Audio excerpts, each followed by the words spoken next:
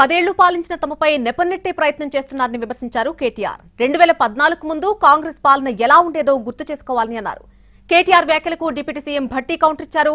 RWS పథకం ద్వారా ప్రతి గ్రామానికి నీళ్లిచ్చిన ఘనత తమదన్నారు. మేము నాగార్జున సాగర్ కట్టినాం, శ్రీశైలం కట్టినాం, కానీ మొత్తం మిగతాయి మాత్రం అన్యాయం అంతా వేరే ఖాతాలో దోస్తామంటే కుదరదు అధ్యక్ష. బరాబర్ చెప్తాం.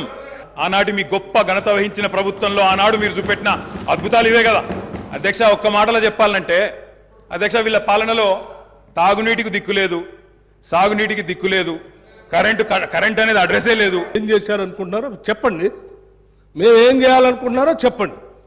దాని ద్వారా రాష్ట్రానికి ఏమైనా చేద్దామనేటువంటి ఆలోచన ఉండాలి తప్ప మీరున్న టైంలో గన్ సెంటర్లు ఉన్నాయి, మీరున్న టైంలో అసలు నీళ్ళే లేవు. నీళ్ళు ఏడలేవండి. ఆర్డబ్ల్యూఎస్ పథకం ద్వారా మొత్తం రాష్ట్రంలో దాదాపు 70 నుంచి 80% నీళ్ళు ఇచ్చారు. మా ఆదిలాబాద్ నుంచి నేను ఖమ్మం వరకు చెప్తాను, నేను ప్రతి ఊరితో సహా లెక్కలతో సహా చెప్తాను. చివరి గోండుగూడల్లో కూడా మీరు చెప్పినటువంటి ఆర్డబ్ల్యూఎస్ దాదాపు 43,000 కోట్ల రూపాయలంతా ఖర్చు పెట్టారు. ఏడాది ఒక్క గ్రామంలో నీళ్ళు వస్తున్నాయండి. ఇప్పటికి కూడా ఐటీడీ నీళ్ళే తాగుతూ ఉన్నాం, వేసినటువంటి బోర్లు బావిల నుంచి నీళ్లు తాగుతున్నాం చెప్తా ఉన్నారు.